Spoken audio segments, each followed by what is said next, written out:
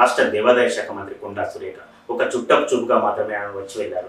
దాదాపు చుట్టపు చూపుగా ఎందుకు అనుకుంటున్నామంటే ఈ స్టోరీ అంతా ప్రతి ఒక్కరికి తెలుసు, పాఠకులందరికీ కూడా, వీక్షకులందరికీ కూడా.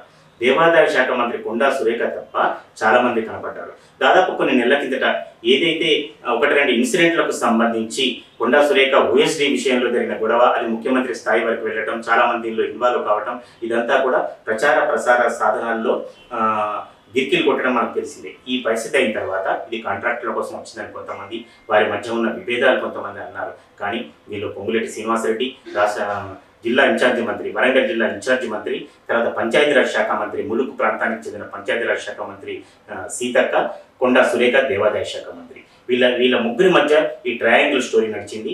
ఏం జరిగిందో తెలియదు, ఎవరు ఆంక్షలు విధించారో తెలియదు, ఎవరు అడ్డుకున్నారో తెలియదు. అలాంటిది ఏమీ లేదు, మేమంతా కలిసే ఉన్నామని మీడియాకు మాత్రం ఒకసారి బహిరంగ ప్రకటన చేస్తారు. మీడియా ముందు మాత్రం చిరునవ్వులు చిందించారు. కానీ ఎప్పటిలాగే కాంగ్రెస్ మార్పు రాజకీయంలాగా షరా మామూలు అన్నట్లుగా దేవాదాయ శాఖ మంత్రి కొండా సురేఖ మాత్రం అటువైపు తొంగి చూసిన దాఖలు లేవు. విలేకరుల సమావేశాలు పెట్టినప్పుడు కానీ, రివ్యూ చేసినప్పుడు కానీ, ఒక రాష్ట్ర క్యాబినెట్ అయినప్పుడు మాత్రమే ఆయన వచ్చారు. అంతకుముందు కానీ ఆ తర్వాత ఎప్పుడు వచ్చిన సందర్భం లేదు. నిజానికి మేడారం జాతర దేవాదాయ శాఖ ఆధ్వర్యంలో జరుగుతుంది.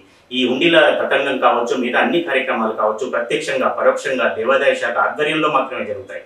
ఇటువంటి పరిస్థితుల్లో ఒక దేవాదాయ శాఖ మంత్రి, అందులో మహిళ, ఉమ్మడి వరంగల్ జిల్లాకు ప్రాతినిధ్యం వహిస్తున్న మహిళా మంత్రి అక్కడ చోటు చేసుకోకపోవడం, అక్కడ స్థానం దక్కకపోవడమా, ఆమె రాకపోవడమా అనేది మాత్రం ఖచ్చితంగా చర్చనీయాంశమే. ఇది ఆలోచించాల్సిన అవసరమే. ప్రతి ఒక్కరు కూడా, నాయకులు కావచ్చు, కార్యకర్తలు కావచ్చు, లేదా ప్రజలు కావచ్చు.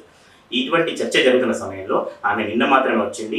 అమ్మలు కొలువుతీరిన సమయంలో కొద్దిసేపు వచ్చింది. ఒక చుట్టమన్న ఒక గంట సేపు ఉంటాడు, కానీ కొండా సురేఖ గారు మాత్రం కొద్దిసేపే ఉన్నారు. అక్కడ ఏమి రివ్యూ చేసినట్టు కనపడలేదు, ఎవరితో మాట్లాడిన సందర్భం లేదు, ఏ వివరాలు కూడా తెలుసుకున్న సందర్భం లేదు. ఆమె వచ్చారు, దర్శనం చేసుకున్నారు, వెళ్ళారు. మరి ఇటువంటి పరిస్థితులలో ఎలాంటి సంకేతాలు ఇస్తున్నారు రాష్ట్ర ప్రభుత్వం? మంత్రులందరూ ఒకటేనా? మంత్రులంతా కూడా జిల్లాకు సంబంధించిన ఒక ఇన్ఛార్జి మంత్రి, స్థానిక మంత్రి ఉన్నప్పుడు దేవాదాయ శాఖ మంత్రి కనపడకపోవడానికి కారణం ఏమిటి?